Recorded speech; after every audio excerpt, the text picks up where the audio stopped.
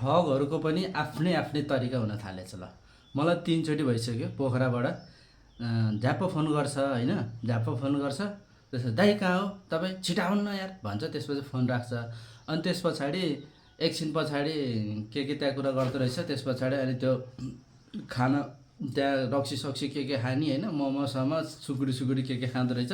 खाइसके पछाडि एउटा थोत्रो मोबाइल भयो भने त्यहाँ ठ्याक्क राखिदिने। अनि त्यसपछि मेरो दाइ आउँदै हुनुहुन्छ, म एकैछिन है म आइहाल्छु भनेर फुत्त निस्केर हिँड्दो रहेछ। त्यसपछि गायब। एकछिन पछाडि अनि त्यो होटेलवालाले चाहिँ मलाई फोन गर्नुहुन्छ। 3 चोटि भइसक्यो यसरी नै फोन गरेको। यो फटाहा ग्रुप अहिले यति त्यो एउटा जाओ 1 बोतल 2 बोतल औषधि दिनभरि काम गऱ्यो भने त के अरे 10 बोतल खान पाउँछ नि यार। त्यो ठग्नै पर्दैन। मान्छेलाई काम गर्नभन्दा पनि ठग्न सजिलो भइसक्यो अहिले। त्यही भएर सुन्नु है एकचोटि, मैले यो उहाँहरूले मलाई फोन गरेको चाहिँ यो भिडियोमा तपाईँ के अरे यो साउन्ड चाहिँ मलाई फोन गर्नुभएको थियो। त्यसपछि ऊ भागिसके पछाडि मलाई फोन गर्नुभएको थियो। यो भिडियो हेर्नु त एकचोटि।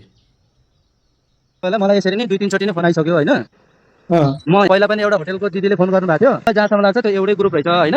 के गरिरहेको छ मलाई ठ्याक्कै खानुभन्दा पहिला फोन गर्दो रहेछ होइन। मलाई फोन गरेको थियो के भनेको थियो भने कहाँ हो तपाईँ, छिटो आउनु यार भन्यो है। अनि त्यस पछाडि को हो बोलेको मैले भन्दाखेरि को बोलेको भन्दाखेरि फोन राख्यो। पछि अनि तपाईँले फोन गर्नुभयो। अस्ति नै पनि मलाई त्यसरी फोन गर्यो।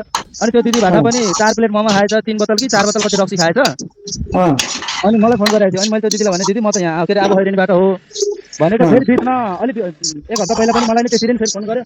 मैले भने म त अब खैरेनी हो म यस्तो भयो भने के बाइक बनाउन गएको मेरो दाइ हो यहाँ, म यहाँ लोकेसन यहाँतिर चिनेन होला, म त्यहाँसम्म पुगेर आउँछु भनेर लाएर अनि मलाई 1 सेकेन्डको टाइम दिन सक्नुहुन्छ भनेर भनेर यसो हेरेको है। अनि हौला आउँदैन यार। अनि फेरि तपाईँको नम्बर कन्ट्याक्ट रहेछ, नम्बर प्यार भनिदिने। अनि त्यहाँबाट फेरि ल हाम्रो त दाइले आइहाल्छ, दाइलाई बोलाउनु पर्यो भन्छ। फेरि पुरा रामबजारतिर तेर्सियो, हजुर रामबजारतिर तेर्सियो त्यो।